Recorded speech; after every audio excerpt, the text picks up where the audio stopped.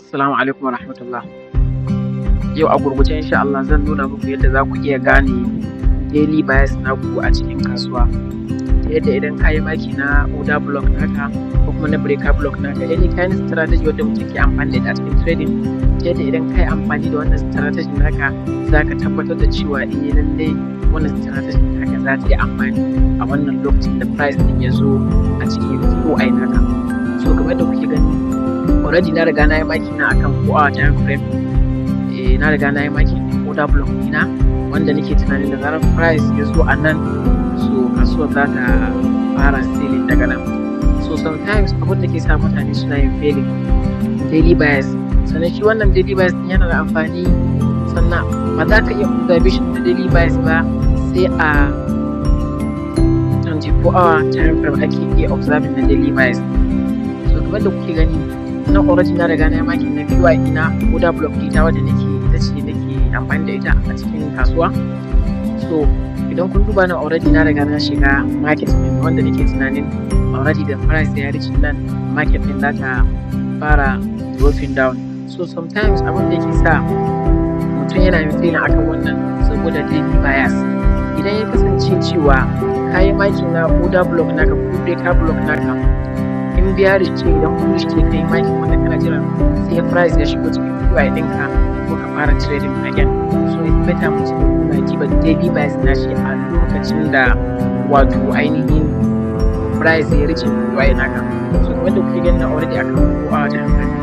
So idan muka koma akan 15 minute time frame wanda akan shi muke samun confirmation na entry, za ku ga cewa ga 15 minute time frame ɗin mu nan, sannan kuma duk abin da muke bukata mun same shi, wanda idan kun duba anan za ku ga cewa already ga inda ne entry nawa. So already kasuwar ta riga ta fara bamu profit, ta fara bamu profit har ta kai half of TP namu, ta ma kai kusan rabi na TP namu ta kai profit namu. So amma kuma da bayan sai kasuwar ta koma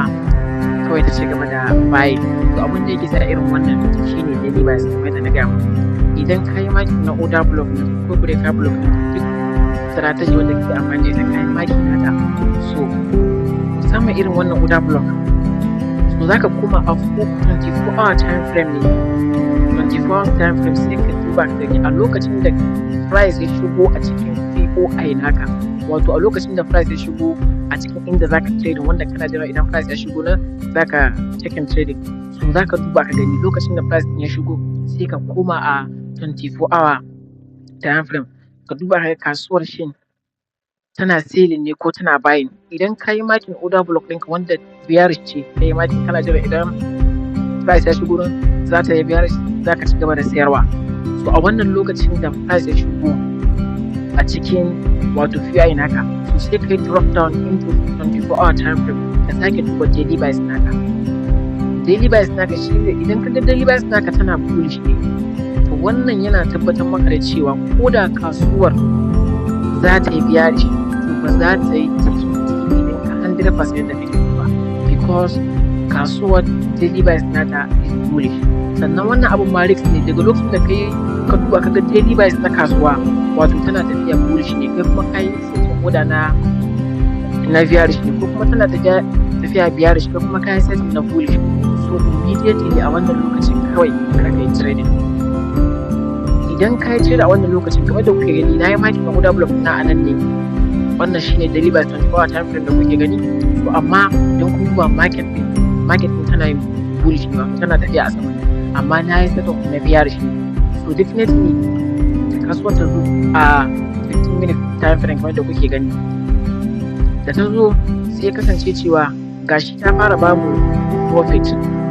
gashi kasuwar da kuke gani ta fara bada profit a setup din da muka yi, amma kuma daga baya sai kasuwar ta ci gaba da tafiya sama abunta saboda ne daily bias 24 hour time frame din dama already on bullish yana tafiya bullish ne. So wannan shi ya tabbatar da cewa inda 24 hour time frame na tafiya akan bullish ne, to kasuwar ba abin da zai dawo da ita. Ko da za ta dawo kaɗan a small time frame irin 15 minute time frame ko 1 hour time frame, za ta dawo kaɗan ne. Za ta dawo kaɗan ta baka TV, already kuma za ta ci gaba da tafiya sama ne saboda daily bias nata buying ne, ko kuma mun yi setting order block ɗinmu na bullish. So wannan shine yana da matuƙar amfani duk lokacin da ka shigo a kasuwa ya zama cewa kayi makin ne ko a ina kana jiran price ya shigo nan, ko wacce strategy kake amfani da ita a lokacin da zaka shiga wannan trading sai ka koma a 24 time frame sai ka diba daily bias na kasuwa. Idan ya kasance cewa abin da kai maki order block da kai maki ko kuma breaker block da kai maki bullish ne ko bearish, amma kuma kaga kasuwar tana yin bullish ne a lokacin da ka sa ta bearish, ko kuma kasuwar tana yin bearish ne a lokacin da ka sa bullish a daily bias naka, wannan zai tabbatar maka da cewa idan ka shiga wannan trade din za ka iya loss, ko kuma idan ka shiga wannan trade din ka samu full confirmation da entry naka ka shiga akan wannan trade din, so irin tikin da ka samu kai maza ka fice daga kasuwar, saboda kasuwar za ta dawo ta yi against naka ta ci gaba da baka loss. So wannan yana da amfani duk lokacin da mutum zai shiga a trading kai makin na wato ainihin order block naka a 4-hour time frame, kana son ka samu confirmation entry naka a 15-minute time frame. So lokacin da za ka samu confirmation na entry naka sai ka kuma ka dibi daily bias naka, dan kaga daily bias naka still bullish ne, kuma za ka yi entry a bearish, so ka san yadda za ka yi cikin wannan risk din lokacin da ka kasa wani small profit ka fita, because wannan abun is an inducement. Kasuwar za ta kuma ci gaba da selling da kai, definitely za ta dawo da kai cikin wato minus, kuma da kuke gani already na kasuwar ta riga ta fara babu profit daga baya kawai gashi ta fita ta ci gaba da bamu loss. Wannan shine amfanin duba daily bias, amma already da kasuwar ta zo nan on my own observation na riga na tabbatar da daily bias nata